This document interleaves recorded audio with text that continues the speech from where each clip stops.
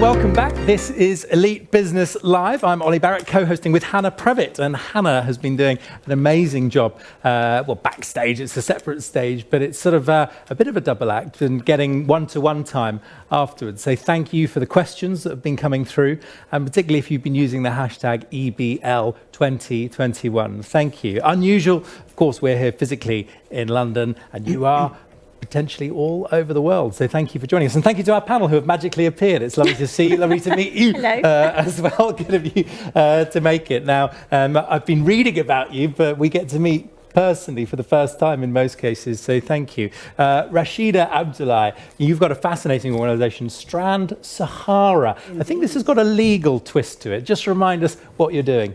Absolutely, yes. So Strand Sahara is a legal consultancy for Africa-focused businesses. So what we do specifically is help business owners based both here in the UK, but also across the continent, to set up businesses with the aid of the world-class legal services that we've come to expect and benefit from here in the UK. Love it. So what sparked that then? Was it a problem you'd seen firsthand? It was, actually. It was realizing that, we take for granted the ease of access to really high quality legal services here, and the way in which we can use it to propel our businesses as well as protect them. And I recognize an opportunity to make that expertise available more broadly, not just to the larger businesses, but to those smaller ones who are attempting to enter into new markets on the continent. So we could see you there as an advisor, not a law firm per se. Everyone loves to pigeonhole everyone, don't they? But how do you describe yourselves in that sense? A legal consultancy, in the sense that we're very much focused on solving, business solutions, some of which may involve business challenges around finding the right partners on the ground, and some of which are purely legal issues. So we try to provide a multidisciplinary approach, which is more holistic than legal services alone. Got it. No, thank you very much indeed. Now, sitting next to you, Natanel, I hope I pronounced that right. That's correct. Yes. Natanel Bigger, with a luscious head of hair, I might add. And that's not just me having FOMO. It's very relevant to what you're doing. Yes. Monpure, which is all about the scalp, isn't it? Don't get the giggles next door. We're coming to you. Don't worry. Natanel, just remind us, Monpure. Yeah, I'm the founder of Pur London. It's the world's first dedicated scalp and hair health brand. Ooh. Essentially, hair care has been done wrong. We're using ingredients that are targeted at the dead part of our hair. And, really, we should be nourishing the scalp so what grows out of it can flourish. If only we'd met sooner. So tell us about your global journey. Where do we find you today? By the way, you only launched in May 2020, so, a relative newbie. Pandemic. Yeah. So are you taking your first global steps? Where are you? Well, we're selling to 33 countries already. So within 10 months, we actually managed to, technology enabled us to sell globally pretty much straight away. Amazing. So you've got to tell us, how have you done that? Is that through a partner? I mean, that's a sprint start by any standard. I think everything has been online to start with, because usually you would find like an offline retail partner to partner with, get that awareness. But at the moment, everything is coming through our own website. Fascinating. Yeah. So I want to hear more about your strategy and your plans as well. Next to you, Anna Morsa, Commercial Director of Genuine Solutions Group. You do a few things, Anna, don't you? One of them involves some recycling, particularly of products that we might otherwise have chucked in the bin. Yes, there's two elements to the business. One is so we're in the telecoms market, first of all. So what we do is we take all that surplus stock, stuff that people don't need or don't want because they've upgraded, and we repurpose that through a distribution model. So what our main aim is to prevent anything going to landfill, and we do that on a global level. Yeah, so I've got a drawer at home that might be of great interest to you. I think you know what I'm talking about, don't you? Yes, all of that. All right. And does that benefit to what motivates somebody to give that to you? Well, we work with the networks predominantly, and we work with the tier twos within those networks and some manufacturers. So really, the whole purpose of this is to touch the general public as well. We work with charities; they donate for the charity organisations, but it's really about that corporate responsibility charter that goes through sustainability, really, as a business, all businesses. Businesses were here as well. And Anna, just give us a quick snapshot globally. Where are you? We're in 52 countries. So how's that happened? I mean, this is extraordinary. Tell me more. 52 countries, and we're owner managed. So our CEO was our entrepreneur that started the business, and he's still with us. Yeah. And what we've done is we've proved our services, we've proved our efficiencies and who we are as a business, because you need to be ethical in this line of work. And actually, you have to be certified, actually, which is quite amazing when you think that it's something that someone doesn't want. No, understood. So we've gone through all our accreditations, and that's allowed us to really reach out and have that global expansion. Yeah, wow. I think it's fair to say this panel contains nothing if not variety, Carl. Right. It's quite the range, and so it's a good point at which to say that what we're about to come up with is not the answer on anything. It's just our own lived experience on our way and our lesson that we've learned from doing things. And I say that because I'm going to ask the question about boots on the ground. To what extent has it proved important for you to have physical presence, human presence, in the countries in which you've been successful? So we'll do it really quickly. Anna, and then I'll come Natanel, and we'll go around. Just quickly, just give me a take on that, boots on the ground, yes or no, because a lot of viewers will be thinking about this. For us as a business, absolutely, because it's all about relationships. It's all about proving the services, and like I said, the accreditation. For us as an organisation, there's pros and cons clearly for being in a country, but it has been allowed us to flex and understand business models.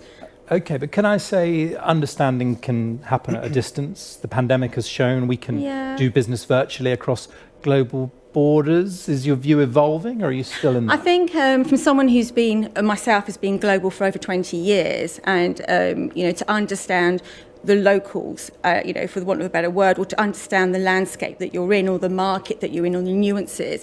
Don't forget, there's a lot of culture that fits round being global. It's not just a trade opportunity. What's really important is to understand the nuances of who you're trading with, and that sometimes can't be done remotely. So this is really, so Natanel, already I'm getting from Anna here, relationships and also understanding. Really getting absolutely very important. Getting under the skin of something, so to speak. How has it been for you at Monpure? Yeah, I think it depends what stage your business is at, really. Like, to start with, I wouldn't hold back from selling products online to other countries. But, if you scale, I think those localized teams become a lot more relevant over time, because you can improve your communications, your execution, you can tap into a whole new network. So, yes, we're in 33 countries, as I mentioned, but we're seeing, a few countries crystallizing out of that. And these are the ones that I want to put boots on the ground. So we'll pause there briefly, because firstly, where are you manufacturing? In Germany. I manufacture everything. Sorry for my thick German accent, by the way. No, your English is impeccable. I wonder, though, how many of those countries, because presumably during pandemic you couldn't travel, how many of them did you visit to set up the deals? Literally just Germany. So currently we're doing everything from the UK. We're manufacturing in Germany, we're bringing it over here, and we're supplying it. It's obviously not a long-term sustainable solution, but to start with, as a small business, you don't want to split your stock or have any other sort of challenges. So you want to test the markets first before committing fully. Interesting. And then how, and Rashida will come down to you, and then through Carl as well. But now that you've got this opportunity, you see the dashboard beginning to light up 30 countries. How will you decide where to double down? Where the sales are the biggest, where people are, happy to understand what we're offering, because it's a new offer. It's looking at scalp care. It sounds very niche, but the future of hair care should be ingredients that nourish the scalp in the first place, anyway. So it sounds like, forgive me briefly, Carl, that sounds like a very rational methodology where the sales are the biggest. I do wonder, though. In your experience, could that be the red herring, that actually there may be a sleeping cell somewhere where the potential is there but just wasn't coming through, or do you always follow the money? No, you've got to follow the values first. So I warmly commend my colleague here, but I think Anna? Yeah. I think Anna really made the point that I'd like to make, which is that if you're going to succeed in global markets, then you have to put a part of you in those global markets. So it took me many years, a couple of decades, to learn the following, which might be of interest to your listeners. Put in place a regional global structure based around people that literally share your values and your hopes, that are senior and can operate multi-sectorally. And then for the on-the-ground boots that you're referring to, be laser-focused, to use your phrase, Ollie, in the appointment of distributors, partners, representatives who can focus specifically in those customer bases that you know you want to succeed in. Yeah. And then you might flip following the money outcome. Yeah, understood. Rashida, I can imagine a world in which Sahara Solution or Strand Sahara could thrive virtually, if I can put it like that. Yeah, absolutely. I would say that what informed our strategy were two things, one external and one internal. The external one being the fact that in legal services, the regulations don't really allow us to be global in the sense that, you can be in a lot of other businesses, especially when it comes to the continent where we operate.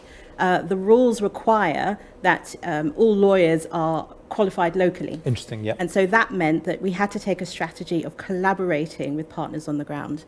But the internal reason for taking that approach was that, we wanted to create more work opportunities for people on the continent. And so we're very much, happy and trying to facilitate the creation of more jobs on the continent through our business powered from the UK. So it's, yes, being virtual is great from the perspective of being able to scale your business, but making sure that we're also ensuring that the business is a win-win for both sides of the coin, if you like, is also important to us. And who's been flying sort of up front with you? Who's been helping you steer? Because, of course, there are, just a multitude of opportunities across the African continent. Who's helped? Well, I'm very fortunate to have a network of contacts, lawyers, business owners across the continent by virtue of my experience previously, which was at a global law firm based here in the UK. And over a decade of working there and setting up Africa practices, I was able to connect with people who are operating in the field that I was looking to get into. So it was really about tapping into my network. Drew on that network's advice. Absolutely. Now, my only challenge at the moment, it is a bit of a complaint, is this is all quite positive, is what I would say. Glossy, in your words, Natanel, I would say. So I'd like to dig out a horror story or two, something you've learned the hard way. We're amongst friends at Elite Business Live. Anna, I'm going to come to you first, if it's all right. Carl, I reckon you've got a couple up your sleeve as well. But anyway, Anna, go on. Just something that you learned the hard way that you thought, damn it, we messed up, and here's the lesson we learned. Well, not so much in Genuine Solutions because, we're as my colleague at the end was saying about her industry, you're regulated. But what I can tell you is in previous, I've been 20 years in the electronics industry, and what I can tell you is not understanding the market you're moving into, i.e. not just regulations or going in with a preconceived idea of how to set something up because you've done your research at home, you think you understand it, and you've got your right cross-pollination of your teams. But actually, physically being there and setting something up is a completely different set of skills. And I've done that once in my career. I'm going to say once, just in case someone's watching. Once in my career where I thought I got it all right, and I ported a whole production line over thinking I understood the nuances, understood the language, the culture, the core values, and actually we got it completely wrong. And, we didn't have the staff because we thought we'd done the recruitment right. There's a whole myriad of things. So you're telling me then, Anna, that at Genuine Solutions you've not put a foot wrong. Is that the theory? Absolutely. 100%. Oh, very interesting. I wonder who's watching that. Okay, all right. Rashida, how about you? Give us the gossip. Come on, what's happening? Well, actually, similarly, I think to Anna, it's about coming in with preconceived ideas about the market and what will be suitable, what people might want. So what I realised is that actually we've had to really flex our offering for different markets. Not necessarily because, it's a different legal landscape. Actually, the issues are pretty much the same. It's more about how do you appeal to the market? What are the things that they really care about? And so how do you make sure that the way that you package up your service is in a way that appeals to them? Going back, though, to Anna's insight around really getting under the skin of somewhere, if you like, with hindsight, would that have been the only way to do it, through first-hand lived experience, or with a different bit of advice, maybe even a different, goodness knows, course or book? Who knows how education might work in this way? You see what I'm hinting at? Yeah, no, it's a good point. And to be honest, I think some of it is about personal development of the entrepreneur and recognizing that is something that they need to get their head around. Understand your market. Don't just go in and think you know everything. And I think, speaking for myself and many other entrepreneurs, we can be a bit arrogant sometimes and think we have all the answers. and then have the market tell us otherwise. Interesting. Now, Carl, which lesson will you highlight for us? I remember I was trying to support a fleet of ships, and the contract that I'd won involved the supply of some specialty steels. And the way that it was the Commonwealth government concerned was going to pay for it was with a letter of credit, which I'd never dealt with before. I don't know whether you know what that means. Anyway, it's a form by which the seller can assure that the money will not pass to the supplier until the supplier has done everything right. Anyway, I'd done everything right, but there was a clause in the letter of credit that my father at the time urged me not to implement. And I said, no, I just left the military, and I was absolutely certain that I should have been a commander of every armoured division in NATO, and therefore how could I possibly not deal with a simple letter of credit in the Commonwealth country? Anyway, that little clause. And to that, not only did I lose every penny of that deal, but I swear blind that steel is still rotting on the quayside of that Commonwealth port. So I would say, all these people that say master your local markets, yes, do all that, but also understand the nature of business first as well. Yeah. No, right. Wouldn't be a bad idea. Is it, and go to a lawyer. Go to a jolly good lawyer. Yes, isn't it? Should have gone to Strand Sahara. Go to a jolly good lawyer. I can spot one when I see one, man. All right. That's enough sponsorship. Thank you very much. It's early days, isn't it, Natanel, for Monpure? But give us an example of where actually You got it a bit wrong. I messed up. I think thinking too big too early is something that entrepreneurs have to deal with. I mean, we see a big opportunity, but it's really laying one brick at a time. I can give you a concrete example of this. We have partnered internationally straight away. So if we're looking at manufacturing in Germany, or some of our sustainable packaging parts come from Asia because they're not available in Europe. And then we launch in midst of the pandemic, all of a sudden your freight costs go up 800%, literally 800%. And in hindsight, having had that local solution would have probably given us a lot less headache to deal with. But can I just pick you up on a turn of phrase, which was about thinking too big? Because I wonder if we can separate that from the thinking and the doing. I mean, did you really mean you want to not think as big? Because you seem very ambitious. The vision should be big, but the steps are small, and there's no shortcuts for that either. So tell us again the question I was sort of hinting at with Rashida. Anna, for you, who's guiding you along the way? Who's your sort of your phone a friend for going global? I think for us as a business, we're very fortunate because we share best practices with other people in the network, and also forgive me, you say the network. Do you mean your personal network? We're talking about business networks. So we're very much connected, and what we do very well is we foster other people's opinions. So we attend workshops, seminars. We're hungry for knowledge. We don't think we've got all the answers, and actually, for all of the businesses I've worked for, if you leverage other people's experiences, that's a sure way to understand something. But to take this, I suppose the opposite way is you still need to understand where you're going or how you're going to achieve that. But this is kind of like the base to get other people's frontline experiences and knowledge and develop that further. This is a really interesting point, isn't it, Carl? The idea that yes, you've got the ambitious business leader, but not afraid to learn as you go along. It draws back to something you were saying in your keynote. Where are the hidden gold mines to find these nuggets of information and resources, I suppose? Defining intelligence is a good start. So I define it as the ability to adapt. And then with regard to the vision, I agree with everything that my colleagues say. The only thing I'd say is to make it simple for yourself by having that wonderful vision, certainly, but then defining within that a very simple mission within, and then an overall strategy to enable that mission to be delivered, and then that will leave the vision something that can prosper and grow and adapt and develop as market circumstances allow. No, I love that mentality. I like it very much. Rashida, Natanel, any other hidden gold mines, just in terms of resources that someone watching might be like, I should check that out? Where do you turn? Well, there are a few places, but I would say one of the benefits of being in business today is social media. And actually, I have formed some really helpful and useful contacts and connections through a really, clever use of social media. So what's an example? Well, let's look at Clubhouse, because that's quite an interesting one that hopefully you've all heard of. But it's relatively new, and it's an audio-based social app. So because it's relatively new, it's been an opportunity to get in rooms with people that, you might otherwise struggle to connect with.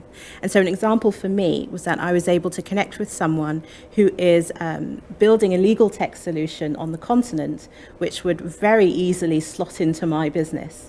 I might not have even known that person existed, but for the fact that I went into Clubhouse curious to find new people, was able to talk about what I'm doing in the world, find people who were interested, and then make a connection that just, was gold for me. This sounds like a brilliant technique, I must say, Natanel, because the question we're asking ourselves as we tune in is, how do I find something of use without wasting my time and getting lost along the way? What's worked for you?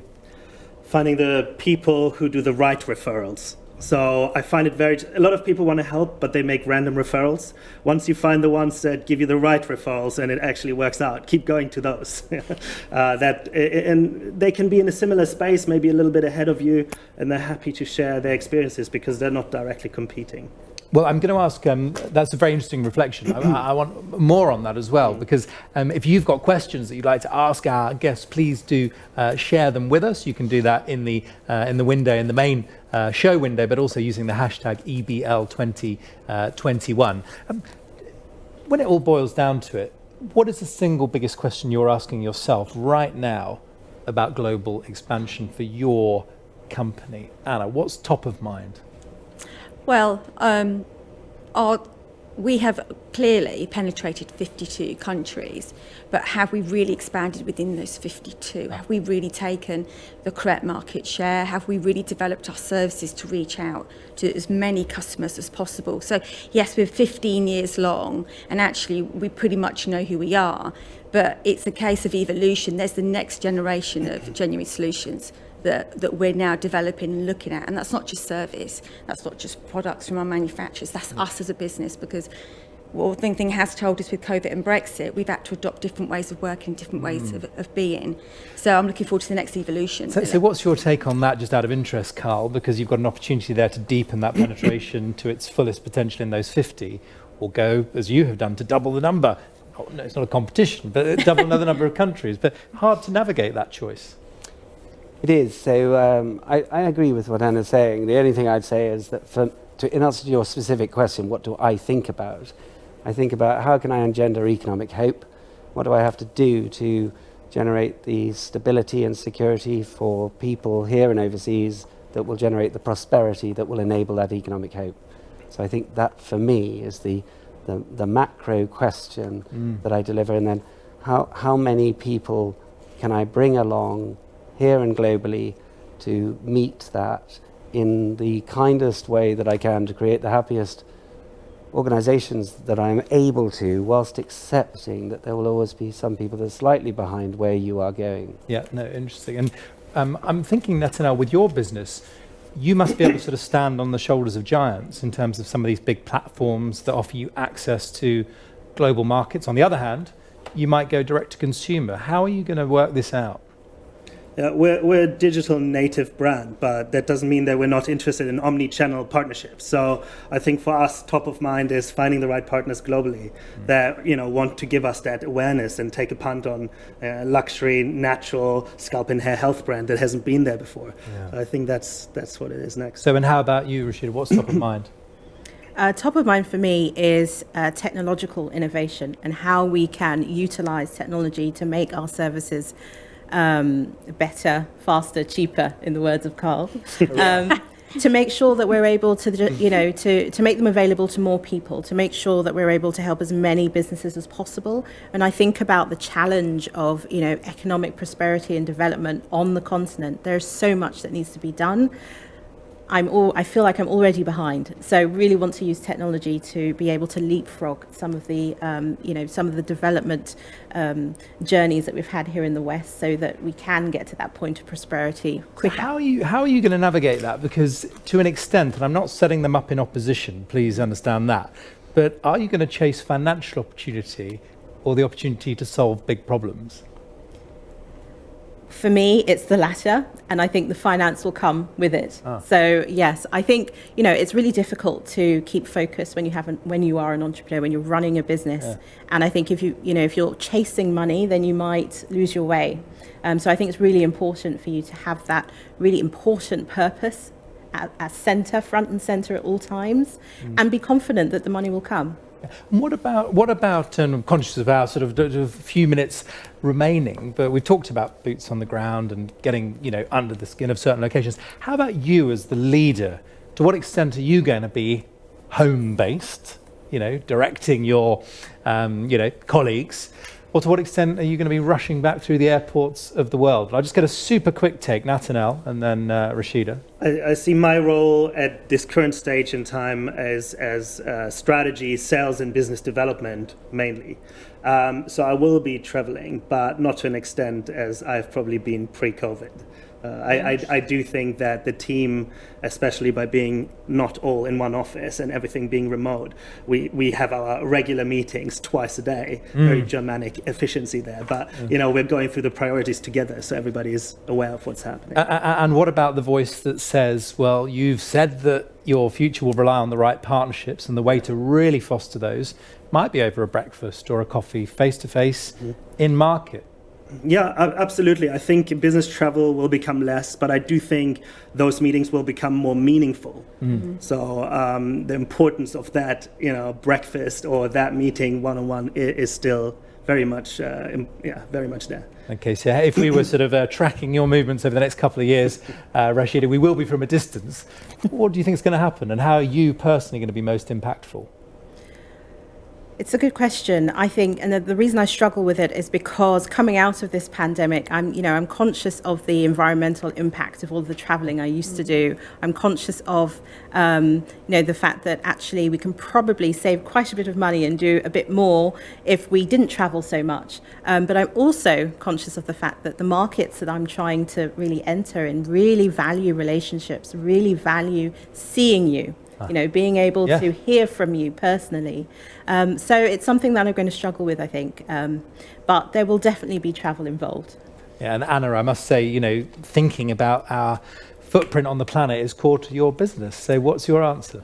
So I think that it will be blended. I think there'll be times when you will need to go and, understand a country better and what needs to be delivered within there.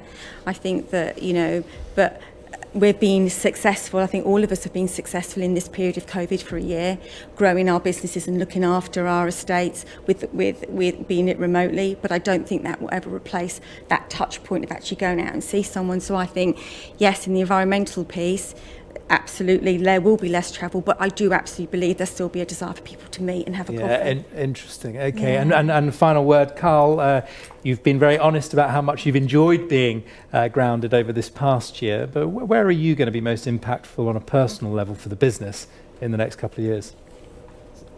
So just something to maybe ask your audience to reflect. I'd say that the best place that I could be is where I know my qualities, apply them to what I think I'll enjoy most, and then to my colleagues' perspective, money and success will follow.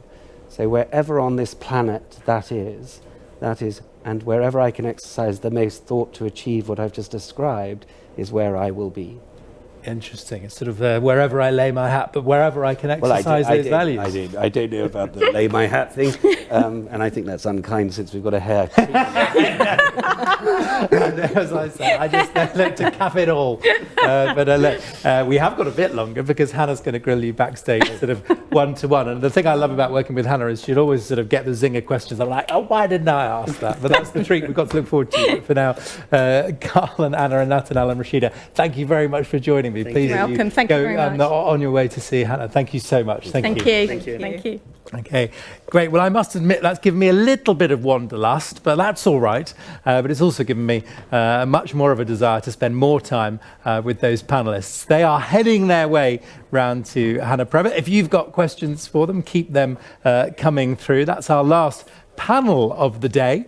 Hannah will be one-to-one with them in just a couple of minutes' time. But just a word to say, of course, we're going to be back tomorrow morning and we'll sign off properly after these next conversations. But so much food for thought. And I've been on privately run trade missions with Hannah overseas, and we've seen this benefit firsthand of entrepreneurs, business leaders connecting with each other. So more to come, but for now, let me leave you in the capable hands of my co-host, Hannah.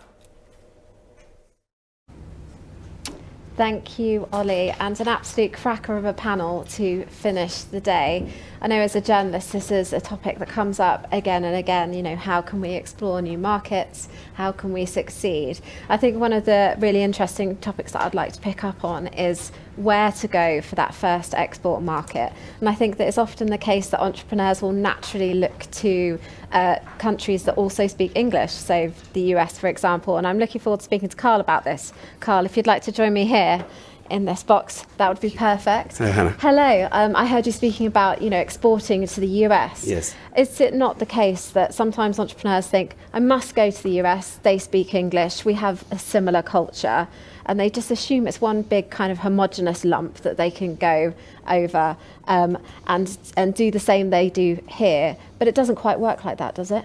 No, you're spot on. I wish you should be on the UK-US trade team.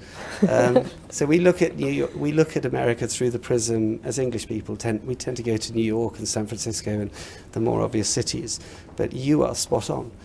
My America is the hundreds of Americas that are so different wherever you go across it, and so you are spot on. Mm-hmm. But that should not concern or that should not worry you about starting. Do start in New York, but realise that you have to go to Kansas one day and you have to go to Montana and enjoy that. But you have to understand, to do that in America, you're going to have to resource it and be committed to it. Otherwise, you will succeed in just the regional parts of it that you go to, and that might not be quite what I mean by exporting to America and what I think you're talking about. Absolutely, and even some of the biggest kind of household names that we know here in the UK, like Marks and Spencer's, yes, like Tesco's with its ill-fated Fresh and Easy brand that, you know, they famously retreated with their tails between their legs, right? The US isn't right for everybody. I really enjoyed your comments about your wife effectively having been right all these years and could have, you know, stood in the place of a great mentor. One of the things I'd like to think about is you as the kind of figurehead of your business. Do people expect to see, pre-pandemic, you going over to see them? Are they happy to have somebody stand in for you, you know, perhaps one of the managers throughout your business, somebody else in your exec team, or as, you know, a founder or a chief executive? Does it always have to be you? No. I think if we were working together in the roles that you've just described, then we would not be working together unless you and I shared each other's values. All that means, though, is that all I need to do is to make sure that the person that you're meeting knows that I am available and that you are expressing what I would have done myself, but that you're not there because I can't be bothered. It's because what you're bringing is better than I would have done. And I think that's the key thing, isn't it? The reason that you should go on to the meeting than me is because you're better for that meeting. Mm-hmm. I would have thought. Mm-hmm. Well, let's hope so. I would have thought. I don't think I always knew that, by the way. I think the reason for your question is that you were spot on. I used to think that only I could do that meeting, and I'm liberated now. I think that's an entrepreneur's perennial issue, though, isn't it? That they always feel it has to be them. So it's learning how to delegate that's part of that. Yeah, and I don't now. Okay. No, I definitely don't now. No. So you did say we're going to have to move on swiftly because we don't have a lot of time. But you did say that there were a few things that you were looking forward to about travelling again. What are those? Well, I love the East. It's a part of who I am. I miss that. I would quite like to do a very old-fashioned grand tour of the world, if I'm honest. That is actually what I'd love to do. But if my wife gets to hear about that, it probably won't happen. So I would like to do it, and I'd like to do it with a naval frigate at my side. But anyway. Crikey, quite the ambition. We won't tell a soul. Don't tell a soul. We won't tell anybody. We are very good at keeping secrets here as journalists and a media organisation. Exactly. But it has been an absolute pleasure to hear your story. Thank you very much for sharing that with us. Thank you for being so professional, Hannah. Thank you. Thank you. Anna, if you could come and join me next, please. Good afternoon. Good afternoon. Great to hear about everything that you're doing.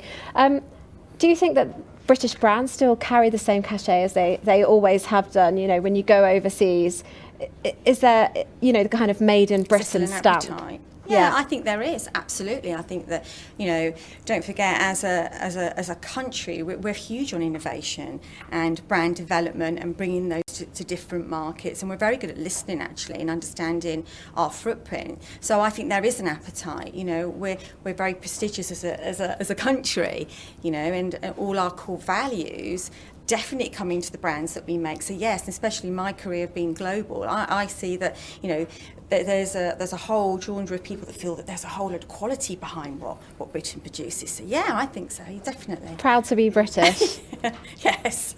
Even in light of the Oprah Winfrey interview, which we won't talk about earlier this week. Ollie asked you kind of what it is that keeps you awake at night. What are you looking forward to for the rest of 2021 when it comes to your continued global expansion? Well, we're looking forward to developing our customer relationships stronger. COVID's been a very tricky time for us as an organisation, and we have some fantastic partners and some absolutely loyal customers. We're looking at that growth within those countries, developing those services. And sometimes in moments like this, it's not doing the next best big thing as an organisation. It's actually keeping what you've got, bringing that forward and developing that with the customer base you have. But absolutely, we've got a clear expansion programme behind that. Mm-hmm. And talking about prestige that you were earlier, I know as a business you've won a ton of awards, right? We've won a bucketful of awards, a waterful of awards, yes. So just for the people listening at home, is it worth entering awards? It takes a lot of time. I know sometimes you get entered for them, but is that a process worth going through? And, you know, how does it help you grow your business? I think what awards do for you, I think even when you're at school as a child all the way up to being an adult, what awards do is they actually give you that feel, the sense you're doing the right things, that, you know, that everyone else feels that you're doing the right things, and there's that real, you know, tick in the box for everybody to say, you know, are we good? Are we doing everything we can do? Do we have, you know, the right way of working? And when you get awards, that's a real tick for us. And I would say yes, it is, because, you know, you have to do your entries, then there's people that have to sponsor you, and then you have to get, you know, letters of confirmation of who you are. But absolutely, it's a real, you know, acid test for anybody's business and service, mm-hmm. you know, to enter awards. Presumably that extends to the whole team as well. It's not about you guys at the top, it's for the whole company. Absolutely, I can tell you now, on all of the, you know, the team that we have, and we have quite an extensive team, I would say that the awards are on behalf of the whole business, because we don't win them as individuals, we win them as a whole company. And when I think right way through from our goods in department all the way through to our accounts, our HR department, our sales department, it's because of them that we get our awards. It's nothing really to do with the fact that they're managed by ourselves. Absolutely 100% correct. Wonderful. Very humble answer, Anna. Thank you so much for your time today. We've really enjoyed speaking to you this afternoon. Thank you. Natanel, if I could invite you to join me here just a few more minutes. Sure. So one thing we haven't talked about is kind of the language barrier, right, when it comes to exporting. Now, you're a very impressive individual when it comes to this. How many languages do you speak? 4. So I won't put you on the spot and ask you to demonstrate some of them for us. But is that useful? I think so. It's more so useful for understanding global cultures and being able to adapt, and sort of what Carl touched about, you know, being that chameleon and understanding how someone else thinks about you and what you're doing. Yeah, absolutely. But on the flip side, perhaps it can be a barrier if you're going, you know, overseas and you don't understand the language, you know, or the culture. Yeah, absolutely. It can be a barrier, but hopefully you find someone that can explain to you how to deal with the local culture as well. I think that's very important. Mm-hmm, mm-hmm. And where are you looking to next? What's the next big market that you'd like to conquer?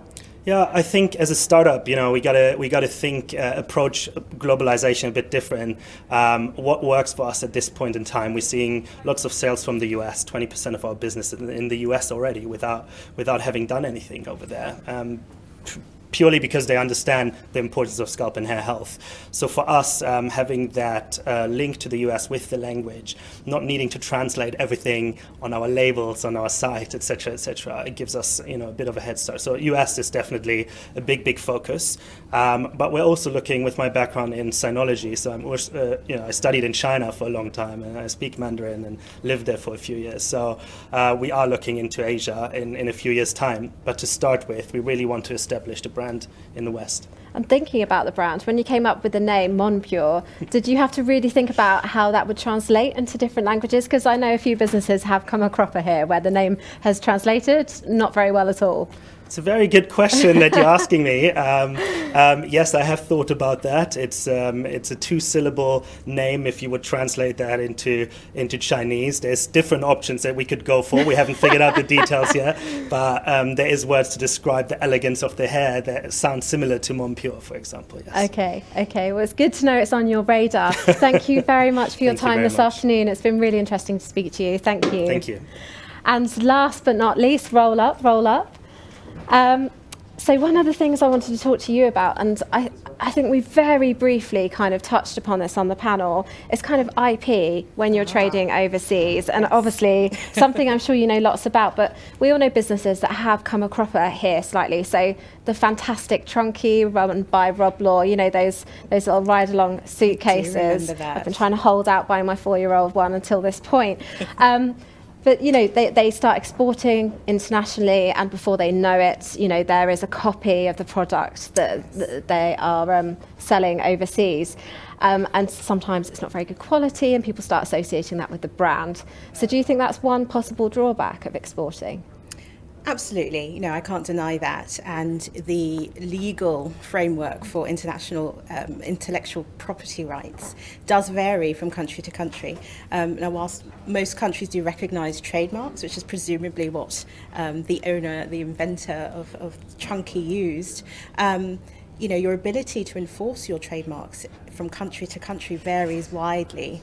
And so I think one of the other things that I always advise entrepreneurs to think about, in addition to intellectual property rights, is thinking about the practical things they can do from a public relations and reputational management point of view to make sure that when these things happen, you're ready. You've got a plan, and you're able to communicate with the market in a way that is really authentic, but which protects your brand. People know that this happens. They know that there are people trying to, piggyback off of your goodwill and create substandard products. But so I think they'll be forgiving if you put out the right messages and plan. Mm-hmm. Absolutely, because it can be expensive too, yes, right? Exactly. To challenge those kind of copyright infringements. So your comments earlier about Clubhouse seem to have stirred up some kind of comments. So how can businesses, and this will be the last question that we can delve into this afternoon, how can businesses use platforms like Clubhouse and other social networks to kind of build their network beyond the immediate to really grow those businesses into, new markets? Well, I'm by no means a Clubhouse expert. I'm still experimenting myself. But I think that the wonderful thing about it is that it's a more authentic style of social media, in that it's all about your voice and your message. No one's seeing any pictures. No one's seeing, the wonderful images that you're able to put together with Photoshop and what have you. It's all about the message. And so I think because of that, it enables sort of deeper connections. And so my advice would be to use it to really communicate your brand, what your values are, share a lot of value with your customers, help them to understand how, they can navigate whatever issues they have that you help with, help them understand the issues that you as an entrepreneur or business owner are facing. It would be really authentic, because that, I think, will endear people to you and your brand and help you find your tribe. Mm-hmm. Absolutely, some great tips there. And the other thing I love about Clubhouse, of course, is that you can tune in bed with your slippers on. You don't have to put a full face on like you do for Zoom or an occasion like this. Thank you so much for those thoughts. That was really, really kind of you for sharing so much time today. Good to speak to you. You too. Thank you. Bye-bye. And now I will welcome back to the stage my co-host for today, Ollie Barrett. Wow, what a day it's been, Ollie. Full on. God, I might need to sit down after all that. Well done. We got through. I just want to say thank you to everyone for tuning in. Now, my bookmark for the day is going to be elitebusinessmagazine.co.uk because we get to watch it all again over the next few weeks. But no, it's been quite a roller coaster, actually. How have you found it? I've just been absolutely fascinated and also really energised. That's the thing I think about, particularly seeing people in real life again. You know, the energy and enthusiasm that entrepreneurs have for their businesses, it really is infectious, isn't it? Yeah, it is infectious. It's not a complaint, but I have walked about 30,000 steps. This is the safest venue I've been in the last 14 months. So apart from that, it's all been good.